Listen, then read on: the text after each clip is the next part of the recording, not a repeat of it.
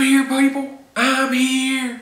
Hey, what's up, everybody? It's AJ. So last night after Raw, I ended up going on a wrestling news site, and I read that TNA ended up releasing Mickie James and Mr. Kennedy, or Mr. Anderson, if that's what you want to call him. So the big question is TNA going out of business? Are they going down the drain?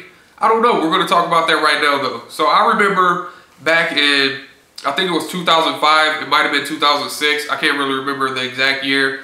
But I had already heard about TNA. So I was like, okay, maybe this is going to be something good. And ended up seeing a commercial on TV, and it said, you know, they were going to have a debut on Spike TV and all this and that. So I was like, cool, I'll check it out. Possibly competition for the WWE, another wrestling organization, which we all wanted. Everybody was like, yes, finally something else besides WWE, because I was personally a WCW guy.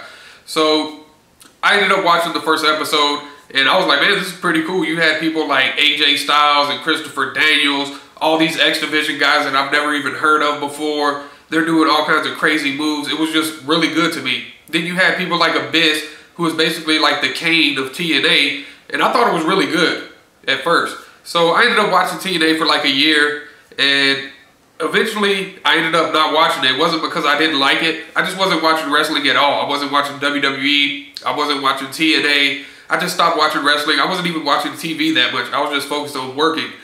But, you know, eventually I ended up getting back into it, and they end up having, I mean, their biggest superstars right now are Kurt Angle, Jeff Hardy, Sting, AJ Styles, and that's about it. That's their main top sellers right there. They don't have anyone really in there that can compete with all the top WWE stars, because WWE has so many. Now, they do have a lot of good talent, and I'm not going to say those X Division guys aren't good, because they are. But when you have people like Chris Sabin, and you give him the heavyweight title, it's just stupid in my opinion. He doesn't have the look at all. He's way too small. He does not look right with that title at all, in my opinion. I don't know why they gave him that title, but I don't know, it just seems dumb. But, you know, they did what they did. I'm not going to say that he's a bad wrestler or anything. He just doesn't fit a heavyweight champion look. He could have the X Division title or tag team titles, whatever. But they should have never given him that title. And, you know, over the past couple of months, they've just been releasing so many superstars. And it's not like they have a lot of superstars where they could just keep getting rid of people. Like the WWE, if they wanted to, they could get rid of a ton of people and it wouldn't really affect them. But TNA doesn't have that many superstars. You can't just have the same wrestlers, because I haven't watched TNA in like, I don't know, 2 months or something. And I stopped watching it.